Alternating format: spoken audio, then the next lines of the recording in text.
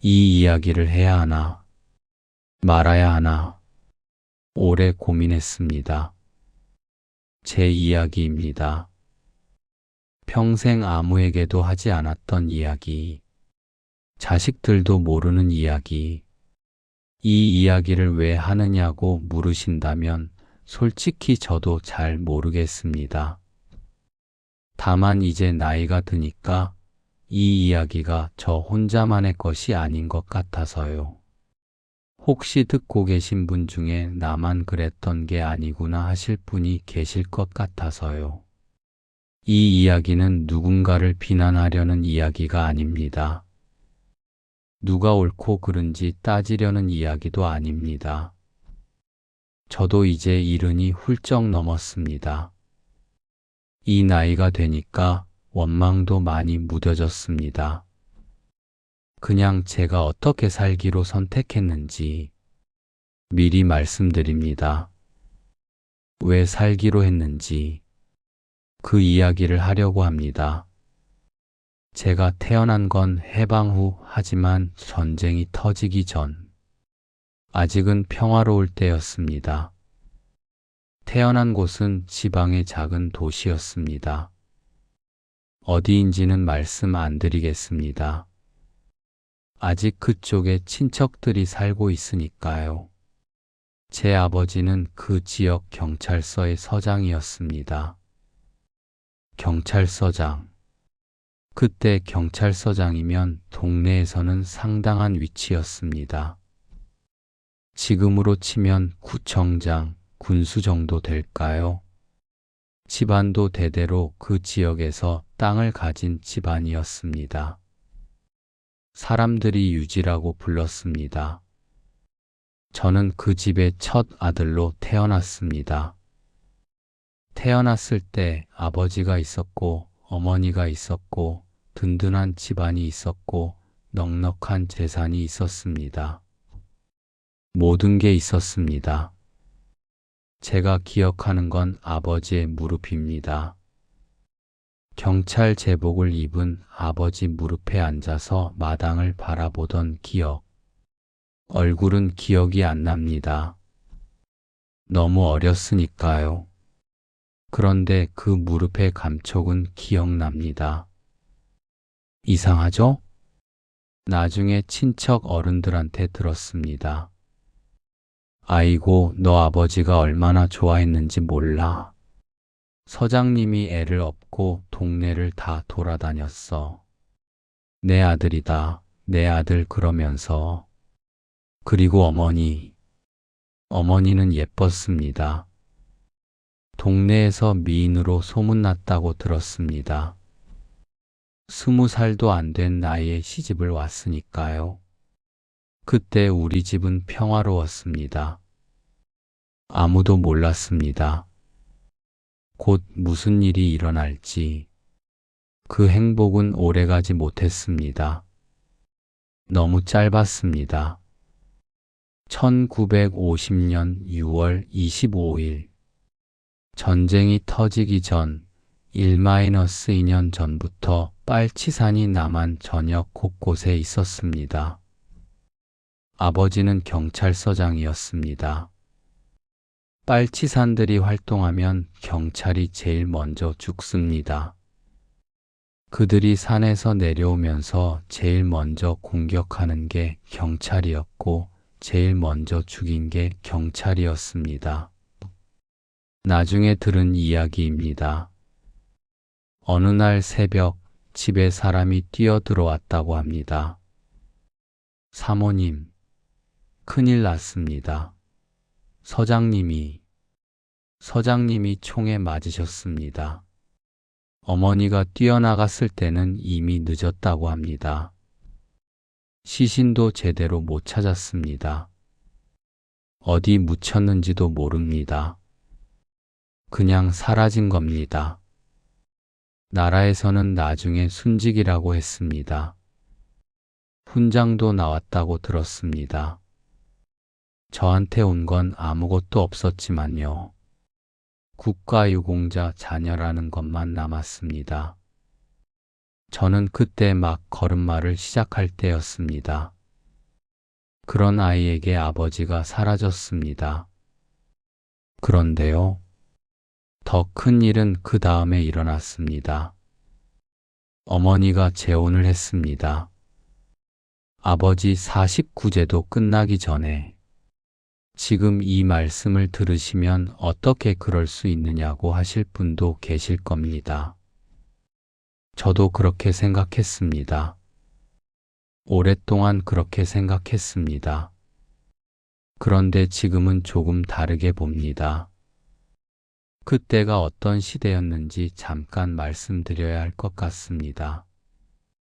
1949년, 갓 스물 된 여자, 남편은 죽었고, 시댁은 풍비박산이 났고, 친정도 형편이 안 되고, 그 시대의 젊은 과부가 혼자 어떻게 살 수 있었겠습니까?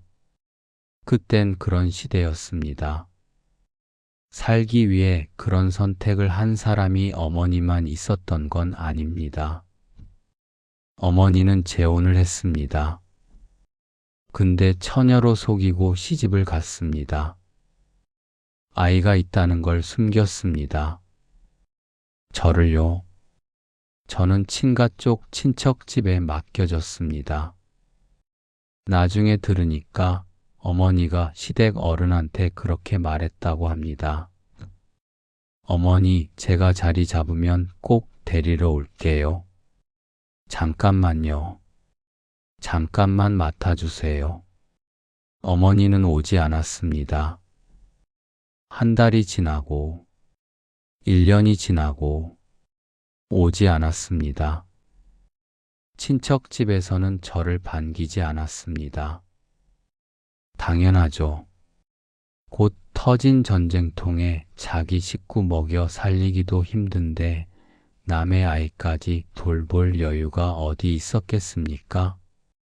야, 이 골칫덩이야. 네 엄마는 언제 데리러 온다냐? 그 소리를 수도 없이 들었습니다. 저는 이 집 저 집 떠돌았습니다. 친척이라고 해봐야 피 한 방울 섞인 먼 친척들. 받아주는 데가 있으면 감사하다고 해야 했습니다. 나중에는 머슴살이도 했습니다. 7살, 8살짜리가 남의 집에서 밥 얻어먹으려고 소 먹이고 나무하고 물 깃고. 학교요? 학교는 생각도 못했습니다. 배고프지 않은 게 먼저였으니까요. 그렇게 몇 년을 살았습니다. 그때 저는 몰랐습니다. 어머니가 다른 남자와 살면서 새 가정을 꾸리고 있다는 걸, 저를 완전히 잊었다는 걸, 아니, 잊은 게 아니라 없는 사람으로 만들었다는 걸, 새 남편은 어머니에게 아이가 있다는 걸 몰랐습니다. 새로 태어난 아이들도 몰랐습니다. 그 동네 사람들도 몰랐습니다. 저는 세상에서 지워진 겁니다. 시간이 많이 지나서야 알게 됐습니다. 원망만 하기엔 그 시대가 너무 험했다는 걸, 살기 위해 자식을 버린 사람이 어머니만 있었던 건 아니라는 걸, 그걸 이해한다고 말할 수는 없습니다. 다만 그랬구나 정도는 할 수 있게 됐습니다. 이 나이가 되어서야요. 그래도 저는 살아남았습니다. 어떻게 살아남았느냐고요? 글쎄요. 저도 잘 모르겠습니다. 그냥 사라지더라고요. 죽지 않으면 살게 되어 있더라고요. 한 가지 다행인 게 있었습니다. 저는 몸이 튼튼했습니다. 그리고 얼굴이 괜찮았다고 합니다. 웃기죠? 굶어가면서 사는데 얼굴이 무슨 소용이냐 싶지만 그게 의외로 도움이 됐습니다. 어디 가서 밥을 얻어먹어도 아이고 이 녀석 참 잘생겼네. 밥 한 술 더 먹어라. 그런 소리를 들었습니다. 불쌍해 보이는 것도 재산이었습니다. 그 시절엔요. 12살쯤 됐을 때 큰아버지 뻘 되는 친척 어른을 찾아갔습니다. 그때 그 집이 그나마 형편이 나았거든요. 무릎을 꿇고 말했습니다. 아저씨, 저 고등학교만 보내주세요. 고등학교만 나오면 제가 알아서 살겠습니다. 제발요. 그 어른이 한참을 저를 보더니 말했습니다. 학교는 보내줄 수 있다. 근데 너 혼자 자취해야 한다. 등록금만 대줄 테니 먹고 자는 건 내가 알아서 해라.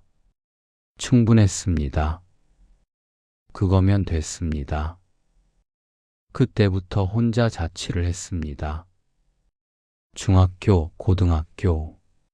학교 끝나면 남의 집 일을 도와주고 품삯 받아서 쌀 사고, 반찬은 김치 아니면 된장, 고기는 명절에나 얻어먹는 거였습니다. 힘들었냐고요? 힘들었죠. 그런데 그게 다 힘든 건지 그때는 몰랐습니다. 비교할 게 없었으니까요. 원래 그렇게 사는 건 줄 알았습니다. 고등학교 졸업하고 저는 군대에 갔습니다. 군대. 저한테 군대는 좋은 곳이었습니다. 웃기죠? 밥을 줬습니다. 잠잘 곳을 줬습니다. 옷을 줬습니다. 그리고 무엇보다 묻지 않았습니다. 너 부모 뭐 하시냐? 너 어디서 왔냐? 그런 거 안 물어봤습니다. 다들 똑같은 군인이었으니까요. 저는 군에 남았습니다. 부사관이 됐습니다. 국가유공자 자녀라고 상부에서도 보는 눈이 좋았습니다. 처음으로 소속이 생겼습니다. 처음으로 정식 월급을 받았습니다. 처음으로 내 이름으로 뭔가를 할 수 있게 됐습니다. 사람들은 저를 보고 말했습니다. 자네, 괜찮은 청년이네. 일도 잘하고 성실하고. 난생 처음 들어보는 말이었습니다. 저는 그때 깨달았습니다. 나는 불쌍한 사람이 아니구나. 나는 버려진 사람이 아니구나. 나는 그냥 버텨낸 사람이구나. 그렇게 조금씩 제 삶을 만들어가고 있었습니다. 그런데요, 마음 한구석에는 여전히 까만 게 하나 있었습니다. 저는 어머니가 어디 사는지 알고 있었습니다. 어떻게 알았냐고요? 부사관으로 근무하면서도 친척들을 계속 찾아가 인사를 드렸습니다. 그러다가 우연히 알게 됐습니다. 어머니가 어디 사는지, 새 가정이 어떤지, 아이들이 몇인지, 전화번호까지 알아냈습니다. 그리고 저는 일부러 그 근처로 전근을 신청했습니다. 근처 대학의 ROTC 교관으로 갈 자리가 있었습니다. 저는 그 자리를 달라고 했습니다. 국가유공자 자녀였고 근무 태도도 좋았던 터라 상부에서도 원하는 곳으로 보내주었습니다. 그런데 왜냐고요? 그 집이 보이는 데서 근무하고 싶었습니다. 그리고 끝내고 싶었습니다. 어머니를 만나서 그 앞에서 같이 끝내고 싶었습니다. 미워서 그런 게 아니었습니다. 복수하고 싶었던 것도 아니었습니다. 그냥 더 살아갈 이유가 없다고 느꼈습니다. 27. 겉으로는 멀쩡한 청년인데 속은 텅 비어 있었습니다. 뭘 위해 사는지 모르겠더라고요. 돈을 벌어봤자 줄 사람도 없고, 뭘 해도 보여줄 사람도 없고, 명절이면 갈 데도 없고, 그때 저는 생각했습니다. 그래, 한번 만나보자. 어머니 얼굴 보고 그 앞에서 끝내자. 그럼 그 사람도 평생 잊지 못하겠지. 그런 생각을 했습니다. 지금 생각하면 제가 많이 아팠던 것 같습니다. 마음이요. 그땐 그걸 몰랐습니다. 아픈 줄도 몰랐습니다. 그냥 까맣고 무거운 게 가슴에 있었는데 그게 뭔지 몰랐습니다. 저는 그 대학교로 갔습니다. 어머니 집에서 걸어서 10분 거리. 매일 출근하면서 그쪽을 봤습니다. 언제 갈까? 언제 전화할까? 그 생각만 했습니다. 그런데요, 한 여자를 만났습니다. 대학에서 만났습니다. ROTC 교관이면 학교에서 학생들이랑 마주치잖아요. 그 학교 학생이었습니다. 저랑 나이 차이도 6살 정도 나는 어린 학생이었지만 순수하고 또 열정적이고 아름다운 학생이었습니다. 처음 본 건 교련 수업 시간이었습니다.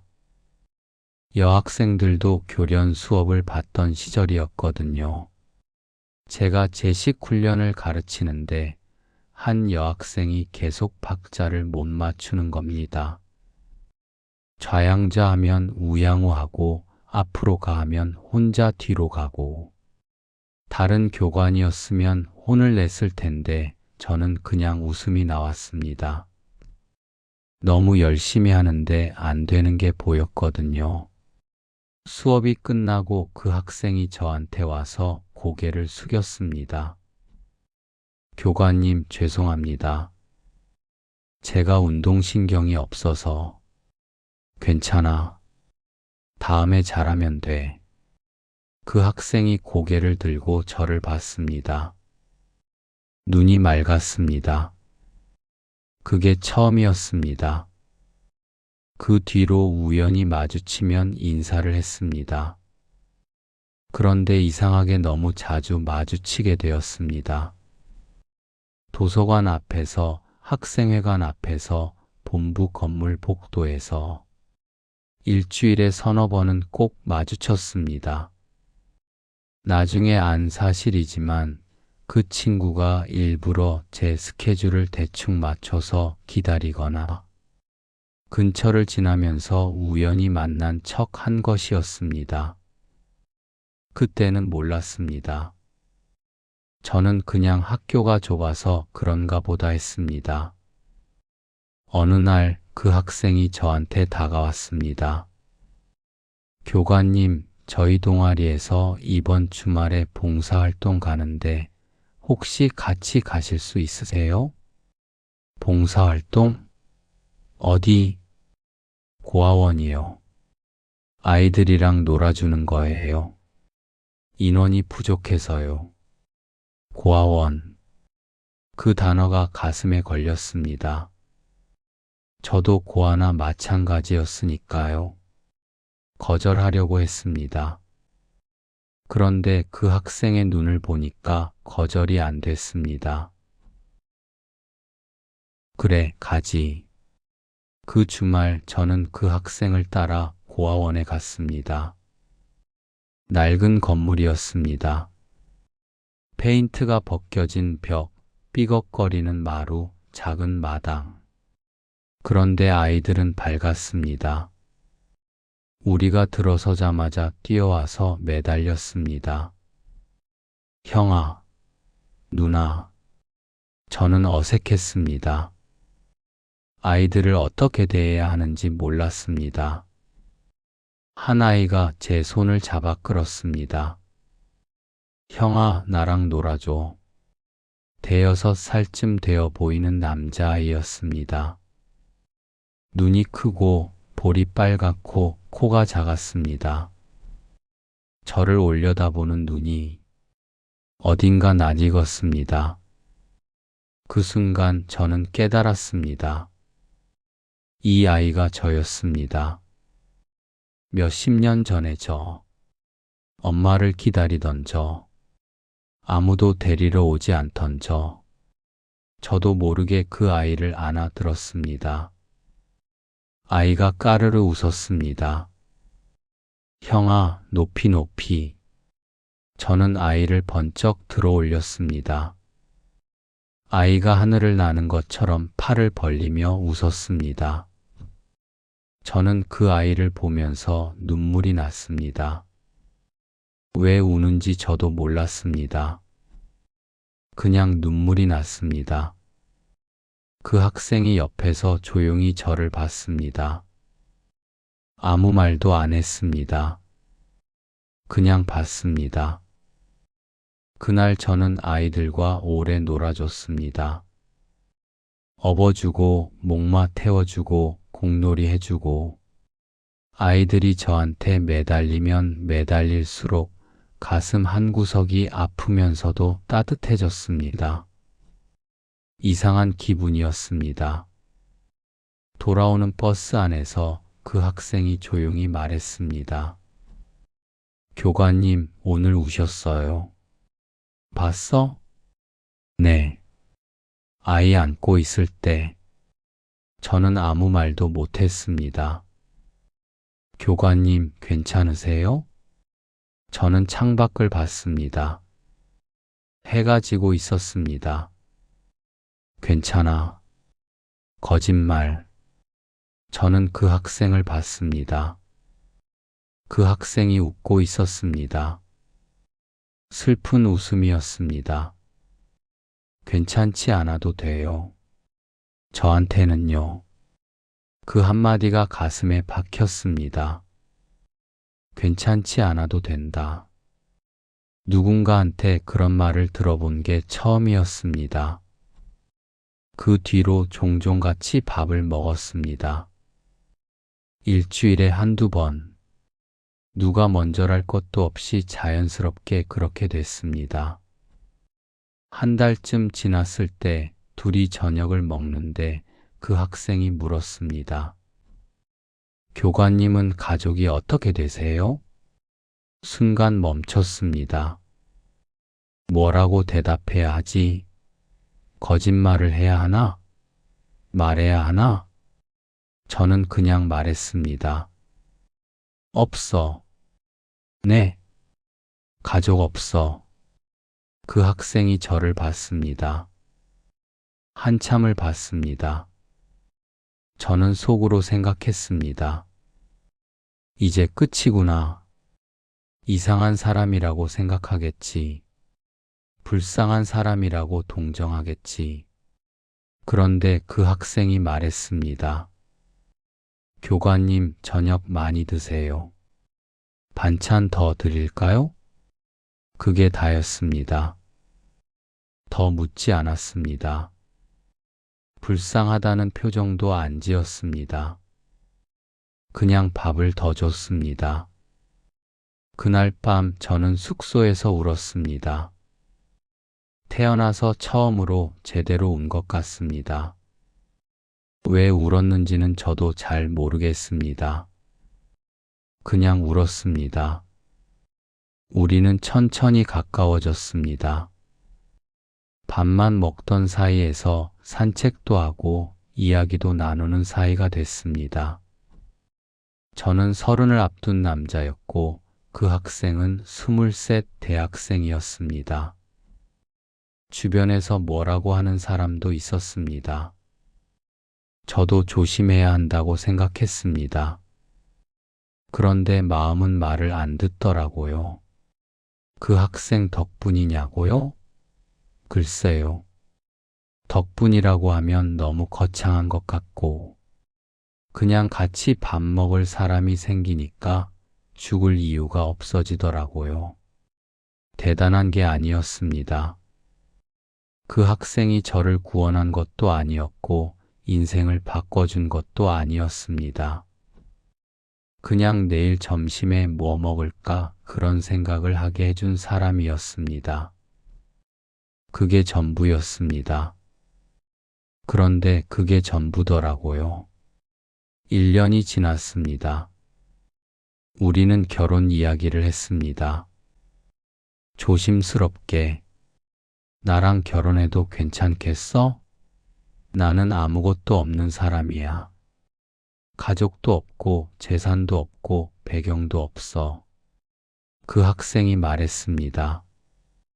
저는 교관님이 좋아요. 그거면 돼요. 저는 그 말을 믿었습니다. 믿고 싶었습니다. 그런데요, 제가 몰랐던 게 있었습니다. 그 학생 집이 서울의 부잣집이었습니다. 아버지가 사업을 크게 하시는 분이었고, 그 학생은 3형제의 막내딸이었습니다. 금지옥 여부로 자란 애였습니다. 저는 처음에 그걸 몰랐습니다. 그 학생이 일부러 말을 안 했으니까요. 왜 말 안 했어? 말하면 교관님이 부담스러워 하실까 봐요. 그 학생은 저한테 집 주소를 알려줬습니다. 부모님께 인사드리러 오라고. 저는 그 주소를 보는 순간 심장이 멎는 줄 알았습니다. 서울, 그 동네, 그 주소, 제가 알고 있던 주소였습니다. 어머니가 사는 곳, 제가 언젠가 찾아가려고 알아뒀던 그 주소. 설마, 저는 그날 밤 잠을 못 잤습니다. 우연의 일치일 거야. 그 동네에 집이 한두 채가 아니잖아. 그렇게 생각하려고 했습니다. 하지만 불안했습니다. 저는 전화를 걸었습니다.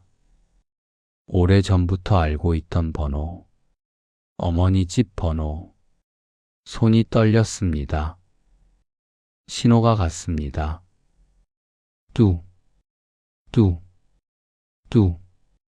받았습니다. 여보세요? 여자 목소리였습니다. 나이든 여자 목소리. 여보세요? 씨댁입니까? 어머니 이름을 말했습니다.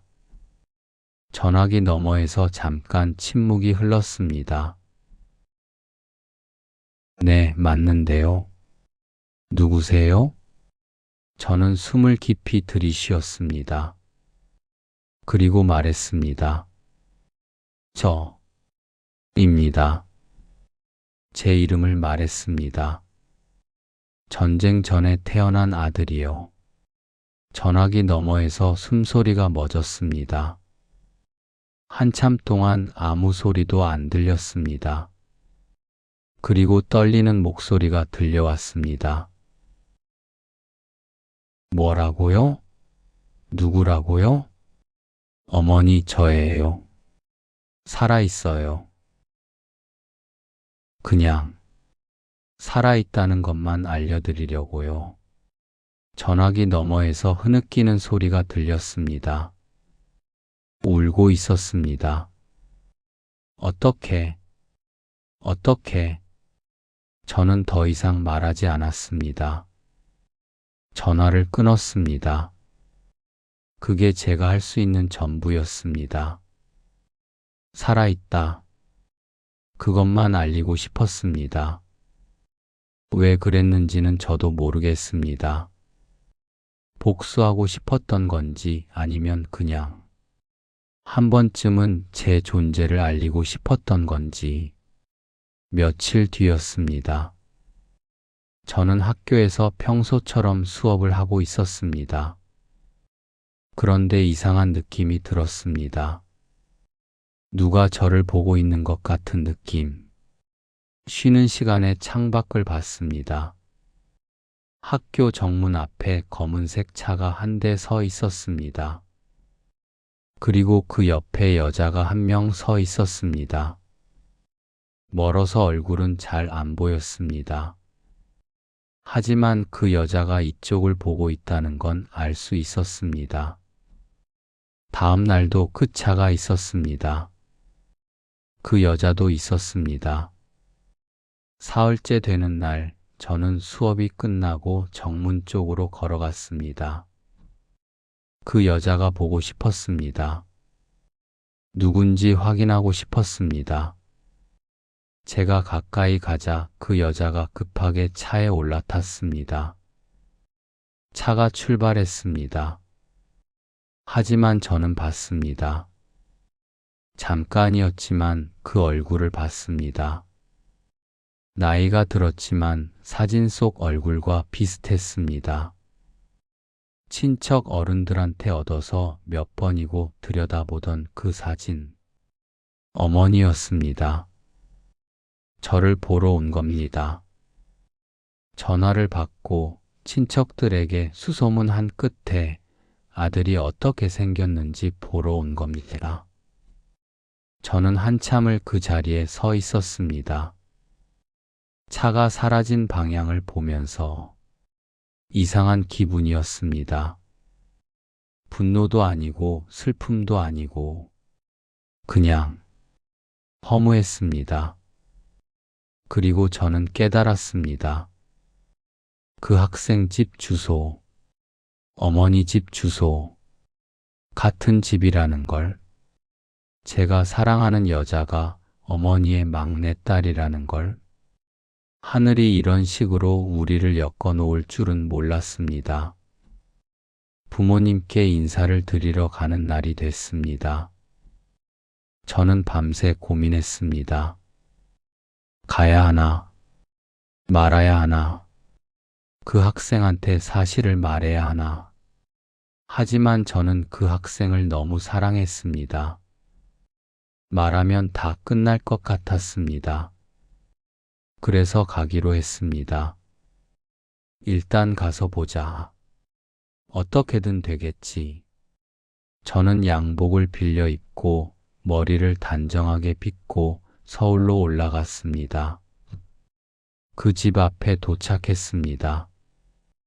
큰 집이었습니다. 대문 앞에 서서 숨을 골랐습니다. 초인종을 누르려는데 문이 열렸습니다. 한 여자가 나왔습니다. 50대쯤 되어 보이는 여자. 곱게 차려입은 여자. 학교 앞에서 봤던 그 여자였습니다. 그리고 사진 속의 그 얼굴. 어머니였습니다. 우리는 서로를 봤습니다. 어머니는 이미 알고 있었습니다. 학교 앞에서 저를 봤으니까 저도 알고 있었습니다. 사진으로 얼굴을 외웠으니까 어머니의 얼굴이 하얗게 질렸습니다. 손이 떨리기 시작했습니다. 문을 잡고 있는 손에 핏기가 사라졌습니다. 저도 얼어붙었습니다. 머릿속이 하얘졌습니다. 어머니, 이분이 제가 말씀드린 그 학생이 뒤에서 나오며 말했습니다. 그 학생은 아무것도 몰랐습니다. 자기 어머니와 자기 약혼자가 어떤 관계인지. 어머니가 애써 미소를 지으며 말했습니다. 목소리가 떨리고 있었습니다. 그래, 어서 들어와요. 저는 들어갔습니다. 거실에 가족들이 모여 있었습니다. 아버지와 3명의 아들, 그 학생의 오빠들이었습니다. 아버지가 저를 보자마자 환하게 웃었습니다. 오, 자네가 그 친구구만. 어서 와, 어서 와. 악수를 청하셨습니다. 손이 크고 따뜻했습니다. 우리 막내가 얼마나 자네 칭찬을 하는지 몰라. 군인 출신이라며? 좋아, 좋아. 내가 군인 출신을 좋아해. 새 오빠도 일어나서 인사를 했습니다. 모두 구김없이 잘 자란 사람들이었습니다. 훤칠하고 예의 바르고 눈빛이 맑았습니다. 형님 반갑습니다. 막내가 고생 많이 시켰죠? 아이고, 드디어 큰 형님이 생기는구나. 잘 부탁드립니다. 형님, 그 말이 이상했습니다.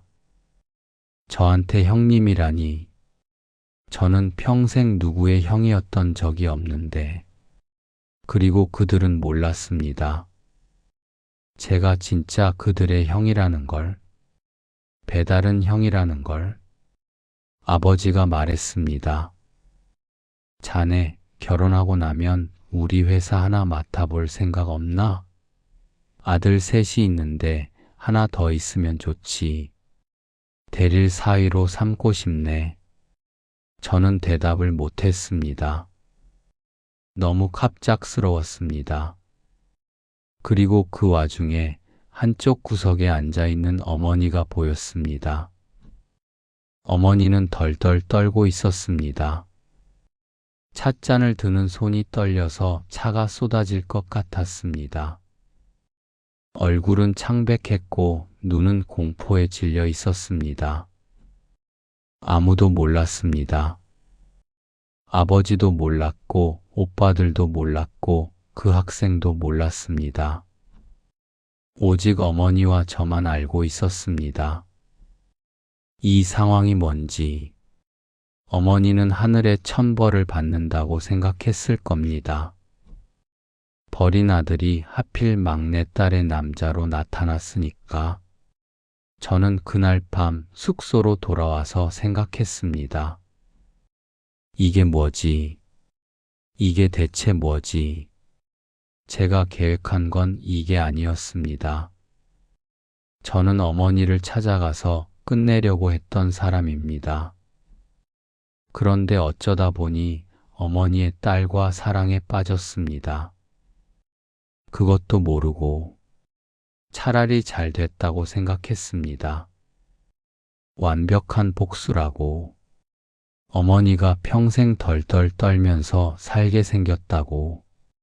천벌을 받는 거라고. 하지만 저는 그 학생을 너무 사랑했습니다. 복수고 뭐고 그 학생 얼굴을 보면 다 사라졌습니다. 결혼 준비가 진행됐습니다. 아버지는 점점 더 저를 좋아하셨습니다. 오빠들과도 친해졌습니다. 술도 같이 마시고 골프도 같이 치고 처음으로 가족이라는 게 뭔지 알 것 같았습니다. 어머니만 저를 피했습니다. 제가 가면 다른 방으로 갔습니다.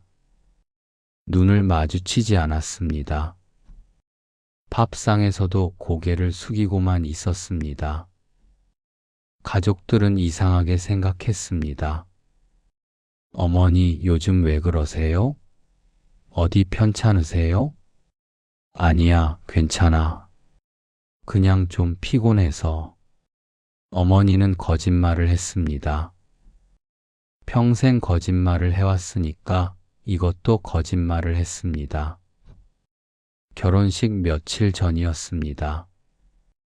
저는 더 이상 참을 수가 없었습니다. 이 비밀을 안고 결혼할 수가 없었습니다. 그 학생이 너무 순수했기 때문입니다. 그 학생은 저를 믿고 있었습니다. 저한테 모든 걸 맡기고 있었습니다. 그런 사람을 속이고 결혼할 수는 없었습니다. 저는 그 학생을 불러냈습니다. 학교 근처 우리가 처음 밥을 먹었던 그 식당에서. 할 말이 있어. 그녀가 저를 불안하게 쳐다봤습니다. 뭔가 심상치 않다는 걸 느낀 것 같았습니다. 무슨 일이에요? 저는 깊이 숨을 쉬었습니다. 그리고 말했습니다. 나는 내 어머니 아들이야. 그녀의 얼굴이 굳어졌습니다. 네. 전쟁 전에 태어난 아들.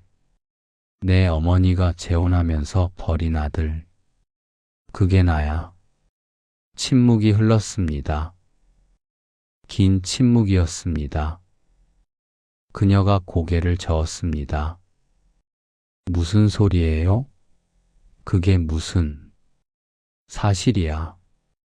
나도 너희 집에 처음 갔을 때 알았어.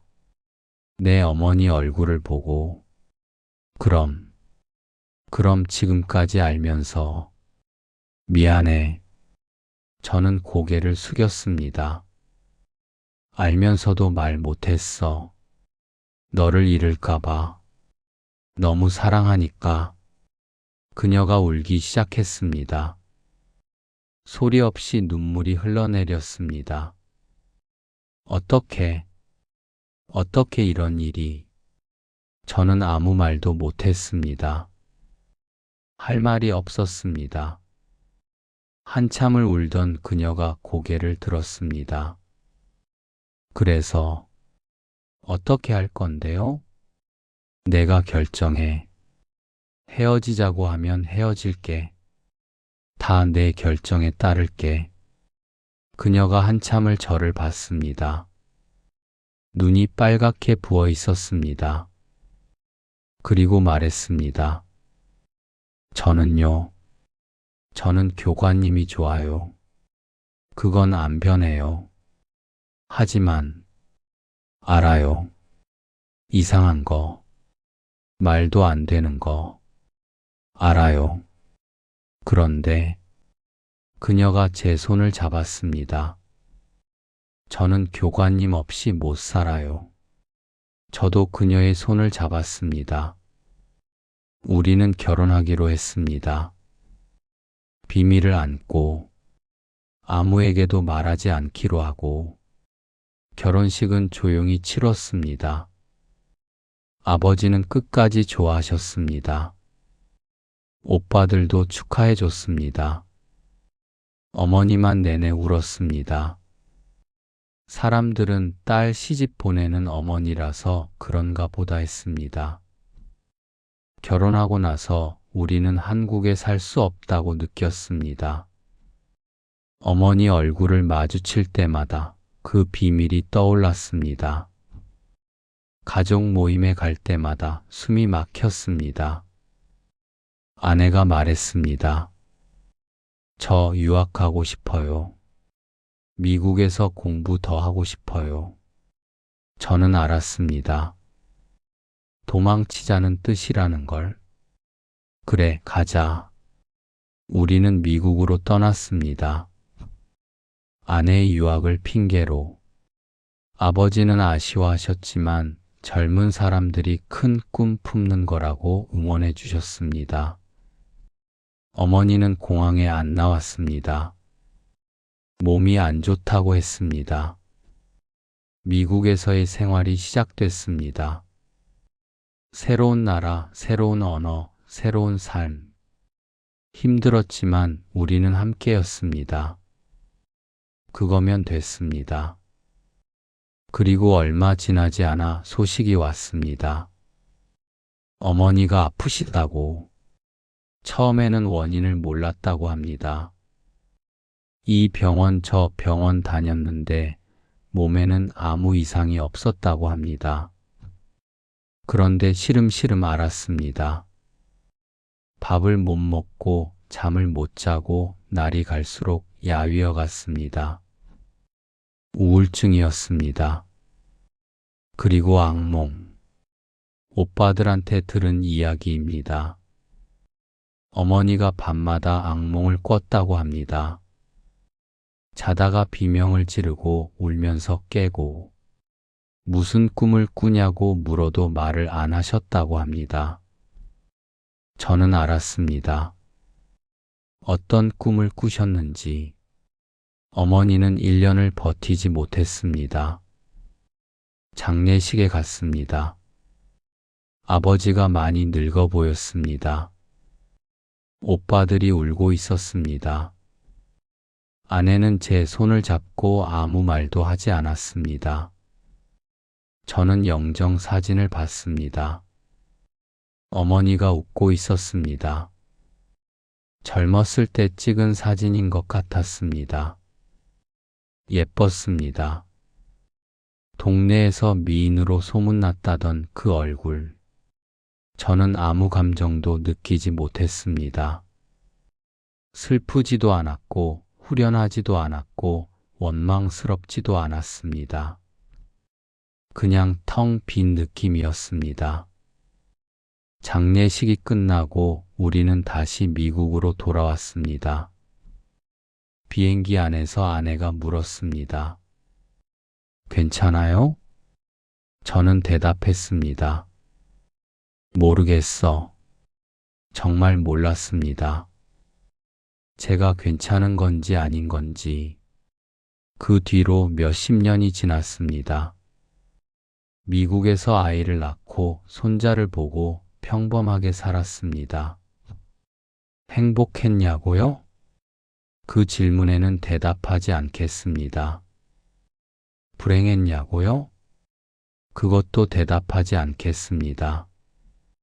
다만 이건 말씀드릴 수 있습니다. 고통은 사라지지 않았습니다. 가끔 밤에 그 시절 꿈을 꿉니다. 머슴살이 하던 꿈, 배고프던 꿈, 어머니가 오지 않던 꿈, 일어나면 베개가 젖어 있을 때도 있습니다. 하지만 그 고통이 우리를 멈추게 하지는 못했습니다. 아내는 아직 살아 있습니다. 이제 70이 넘었습니다.